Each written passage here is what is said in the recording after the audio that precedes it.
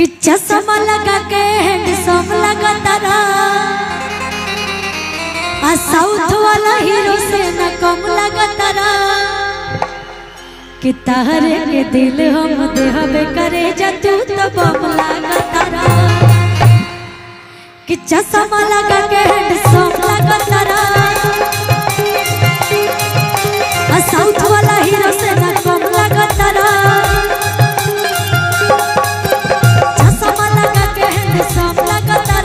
South वाला hero से न कम लगा तारा तारे के दिल हम देहबे करे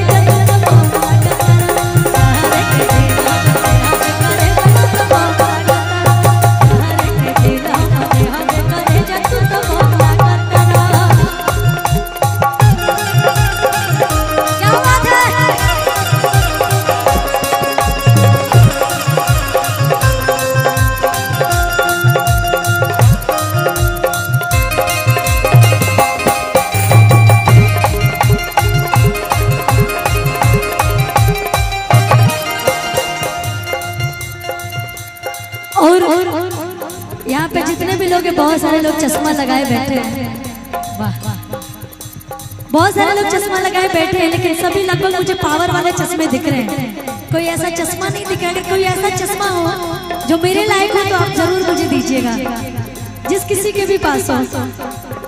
हाँ हाँ बिल्कुल कि चश्मा लगा के हैंडसम लगा तारा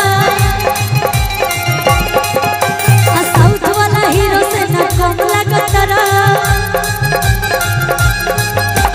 चश्मा लगा के हैंडसम लगा तारा साउथ वाला हीरो से न कम लगा तारा तारे के दिल हम देहबे करे जा तू तो बम लगा तारा तारे के दिल हम देहबे करे तारे के दिल हम देहबे करे जा तू तो बम लगा तारा।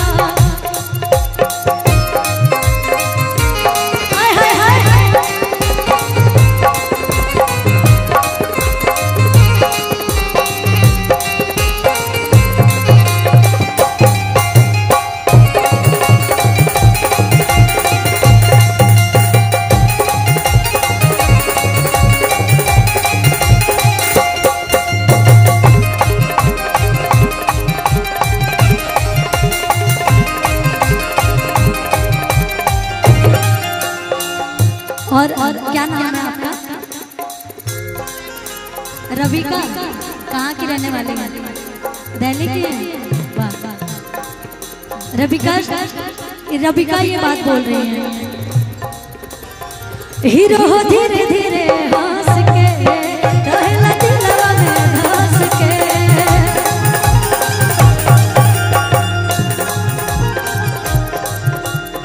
हीरो हो धीरे धीरे हंस के रहला दिलवा में धंस के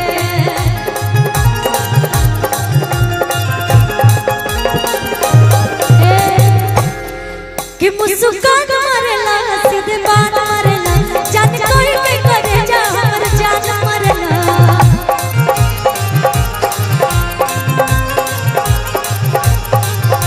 कि सेठ को के दाढ़ी चमक चम लगा तारा आ हवे मामाली तू धरम लगा तारा कि तारे के दिल हम देहबे करे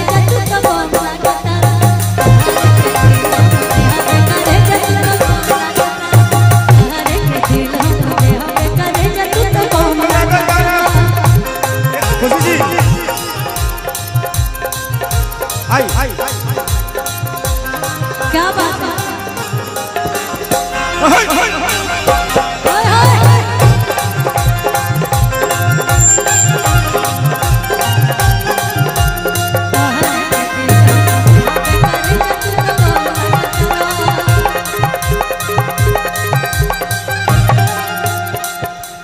लेकिन यहाँ पे हमारे जितनी माताएं बहने हैं मैं उन लोग से पूछना चाहती हूँ भाई लोग। अच्छा अगर अपने पति देव जी से कोई सामान मंगाता होगा तो कैसे मंगाती होगी? झगड़ा करके? कैसे मंगाती? प्यार से मंगाते होंगे आप लोग। एक औरत अपने पति से कहती है कि सुनिए जा रहे हैं बाजार लौरिक महोत्सव में जा रहे हैं, वहाँ मेला लगा है, मेरे लिए एक सामान लेते आइएगा। क्या कि जब पहिरता देह झलके पिया साड़ी गोला दलाला के, जब पहिरता देह झलके पिया साड़ी गोला दलाला के, जे बाजार से ले आई बोलो कब से जियो प्यार छलके, जे बाजार से ले आई बोलो कब से जियो प्यार छलके। क्या भैया कौन फरमाइश करिए तब ना। राजा रंगबाज कि जब पहिरता देह झलके पिया साड़ी गोला दलाला के, जब पहिरता देह झलके पिया साड़ी गोला दलाला के, जब पहिरता देह झलके पिया साड़ी गोला दलाला के।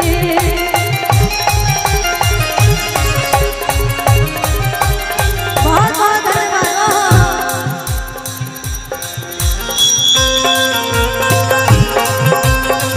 क्या बात है।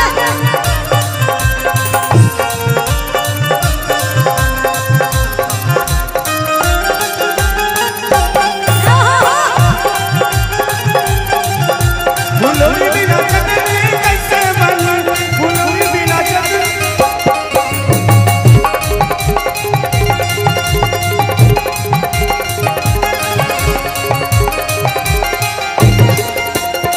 बहुत अच्छा लाइन बजाए थे।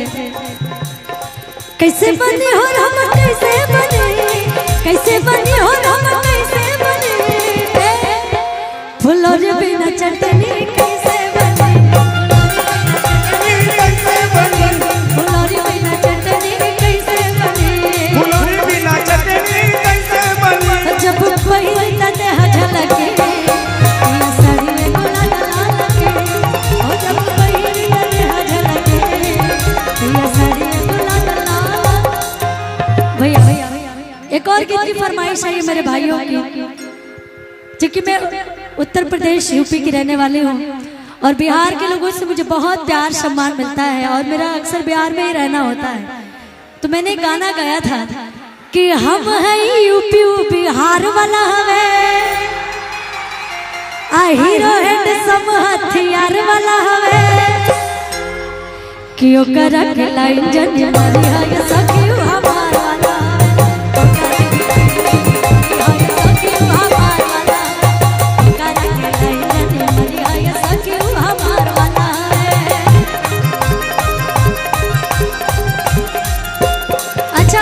मैं पूछना चाहती हूँ, मैं भी तो हूँ बिहार में, लेकिन यहाँ पे सभी लोग बिहार के ही हैं कि अदर जगह के भी लोग हैं? सभी लोग बिहार के ही हैं ना? अच्छा यूपी के भी हैं क्या कुछ लोग? उधर पीछे एक दो लोग। खुशी जी ये लोग मिथिला के हैं, सब मिथिलावासी हैं। बिल्कुल बिल्कुल, तो बिहार के ही है ना? हाँ तो वही बात हुई ना भैया, ये तो मिथिला की पावन धरती है, मैं तो जानते ही हूँ, लेकिन जितने हमारे भाई लोग आए हैं उन लोग की फरमाइशें थी कि हम हैं यूपी बिहार वाला हवे, आ हीरो हैंडसम हथियार वाला हवे,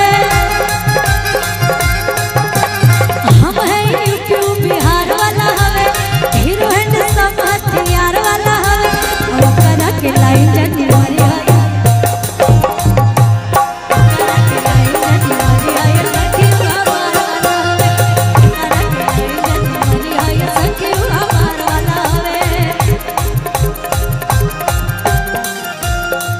दिल धड़काता, दिल धड़काता, केहू के प्यार में, केहू के प्यार में, केहू के प्यार में, केहू के प्यार में, मन मस्त। प्रशासन से मेरा आग्रह है स्कूल के पास पहुंचे क्योंकि वहाँ रोड जाम हो गया, आर्यन आ रहा है। आर्यन बाबू नहीं पहुंच रहे हैं क्योंकि रोड पूरा जाम है। सभी प्रशासन से मेरा आग्रह है जो भी बाहर है वो स्कूल के पास पहुंचे, थोड़ा रास्ता बाबा का, ताकि रास्ता बनाए जो आर्यन हो यहाँ तक पहुंचे।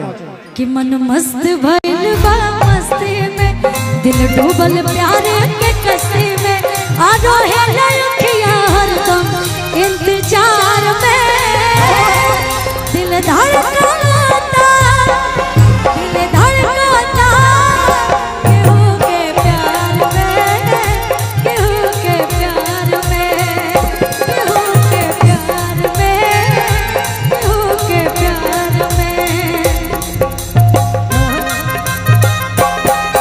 आप लोग पीछे रहिए, पीछे बल्ली टूटना नहीं चाहिए, आप लोग पीछे रहिए, बिल्कुल पीछे।